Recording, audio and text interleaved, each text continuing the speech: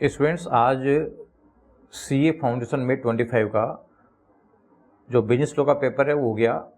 तो आज मैं आप लोगों से एक तो बिजनेस लॉ का जो पेपर हुआ है उसके बारे में डिस्कशन करूंगा। इसके अलावा जो क्यूए है, क्वांटिटेटिव एप्टीट्यूड, अगला पेपर होने वाला है जिसमें math, states and logical reasoning आता है, उसको प्रिपेयर करने की स्ट्रेटेजी भी आप लोगों से डिस्कस करूंगा। तो आप ये वीडियो पूरा देखें, अपने दोस्तों को शेयर करें और यूट्यूब चैनल VSI का सब्सक्राइब करके रखें। तो आज के पेपर की मैंने जैसे बच्चों से डिस्कशन किया तो उसमें ये चीज़ देखने को मिली कि पेपर मॉडरेट लेवल का था। इसमें अराउंड 25 मार्क्स के जो क्वेश्चन हैं वो थोड़ा सा बच्चों को प्रॉब्लम क्रिएट करे थे। 75 मार्क्स तक का तो जो पेपर इजी था।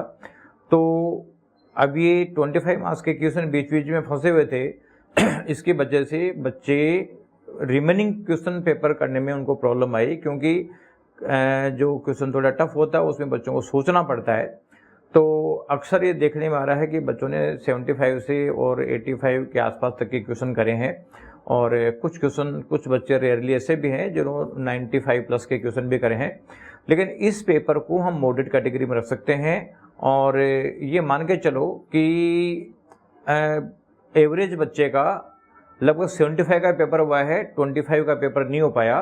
तो इन मार्क्स का जो गैप है वो ICAI को कहीं ना कहीं फिल करना पड़ेगा जब जाके रिजल्ट मेंटेन होगा। इसलिए आप लोग, अब ये पेपर हो गया, इसके बारे में तो किसी से डिस्कशन करें नहीं और अपना प्रिपरेशन करें और क्वांटिटी एप्टीट्यूड पे पूरा फोकस करें।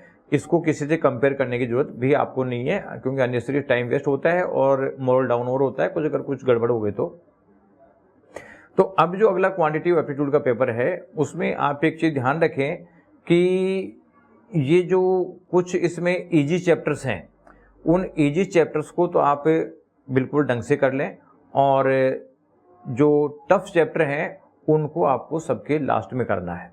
तो आपने जो चैप्टर्स का इजी से टफ के बारे में बात करें तो जो आपको सबसे इजी चैप्टर लगते हैं, चाहे वो मैथ हो, स्टेट्स हो, रीजनिंग हो, सबसे इजी चैप्टर सबसे पहले करो, उसके बाद उससे थोड़ा टफ, और उसके बाद उससे थोड़ा टफ, इस तरह से आप लेके चलो।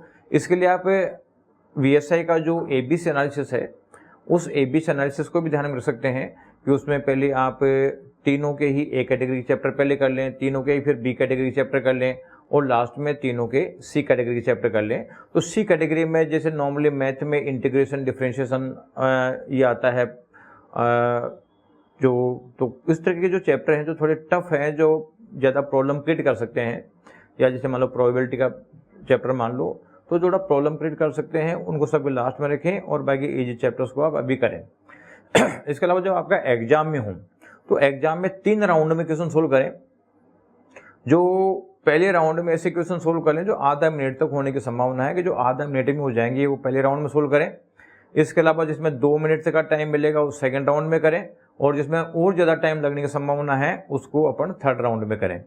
तो उससे क्या होगा कि कई बार बच्चे टफ क्वेश्चन को पकड़ के बैठ जाते हैं और पता चलेगा वो टफ क्वेश्चन 10-15 मिनट का टाइम खराब कर देता है और बच्चों का मोरल डाउन हो जाता है, और जो बाद में अच्छे क्वेश्चन जो आ रहे होते हैं वो भी गलत हो जाते हैं। तो पहली प्रायोरिटी जो लेके चलनी है कि आप आधा मिनट में होने वाले जो इजी क्वेश्चन है उसको फटाफट निपटाओ, इसके बाद में 2 मिनट तक के क्वेश्चनों करो, और लास्ट में जो है बड़े क्वेश्चन जो प्रॉब्लमेटिक है उसको करो। इसके अलावा आप को ये भी ध्यान रखना पड़ेगा कि MCQ है और इसमें MCQ में 0.25 का नेगेटिव मार्किंग भी है। इसलिए आप लोग एक काम करें कि कुछ क्वेश्चन ऐसे होंगे जिनमें आपको डाउट होगा कि इसका आंसर क्या है क्या नहीं है। तो देखो, ये डाउट को भी आप 3 कैटेगरी में डिवाइड करो। एक कैटेगरी तो ऐसी है जिसमें 4 ऑप्शन में से 2 तो क्लियर है कि ये तो आंसर नहीं है, केवल 2 में से आंसर है। यानी ऐसे क्वेश्चन जिनमें 2 में डाउट है, तो ऐसे क्वेश्चन देखो अगर आप अटेम्प्ट करोगे तो फायदा मिलेगा। फॉर एग्जांपल मान लो 20 क्वेश्चन ऐसे हैं जो मेरे को 2 ऑप्शनों में डाउट है, तो 20 क्वेश्चन को अगर आप अटेम्प्ट करेंगे तो क्योंकि 2 में डाउट है तो 50% पॉसिबिलिटी है कि आधे क्वेश्चन सही हो जाएंगे, यानी 20 में से 10 क्वेश्चन सही हो जाएंगे, उसके 10 मार्क्स मिल जाएंगे, और अगर 10 गलत हो जाएंगे साथ में तो 2.5 कट जाएंगे, फिर भी अपने को 7.5 मार्क्स का बोनस है, प्लस है। अगर आप छोड़ते तो ये नंबर नहीं मिलते, और आप करोगे तो उसका 7.5 प्लस मिलेंगे। जहाँ पे 3 में डाउट है, 3 में डाउट वाले मान लीजिए 15 क्वेश्चन है। अब 15 क्वेश्चन 3 में डाउट वाले हैं, उनको अपन अटेम्प्ट करते हैं तो 1/3 प्रोबेबिलिटी है कि 1/3 क्वेश्चन सही होने की प्रोबेबिलिटी, यानी 5 सही हो जाएंगे, 10 गलत होंगे। 5 के आपको मिल गए 5 मार्क्स और 10 के कट गए 2.5 नंबर, इसका मतलब है कि फिर भी 2.5 आपको प्लस हो रहा है, तो यहाँ पे फायदा है। हाँ, अगर चारों ऑप्शनों में डाउट हो तो चाहे आप छोड़ दो चाहे अटेम्प्ट कर दो, उससे कोई फर्क नहीं पड़ने वाला है।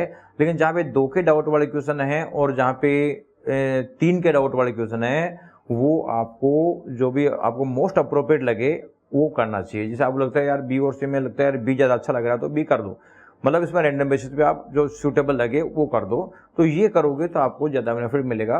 तो ये भी आप लोग ट्राई करना और माइंड पॉजिटिव रखना। जो फॉर्मूले आप लोगों ने पढ़ रखे हैं उस फॉर्मूलों को रिवाइज करो, समझने की कोशिश करो, और जो क्वेश्चन स्पेशली आइडेंटिफाइड कर रखे हैं उन क्वेश्चन को करो। इस तरीके से आप लोगों का ये पर्पज सोल्व हो जाएगा। और पॉजिटिव रह के मेहनत करो। और ये जो है ना, ये रिवीजन मैराथन और इंपॉर्टेंट क्वेश्चन देखने की कोई जरूरत नहीं है, क्योंकि सब इंडिपेंडेंट पेपर आना है, कहीं भी कोई डरने की जरूरत नहीं है। तो पॉजिटिव रह के मेहनत करो। Thank you.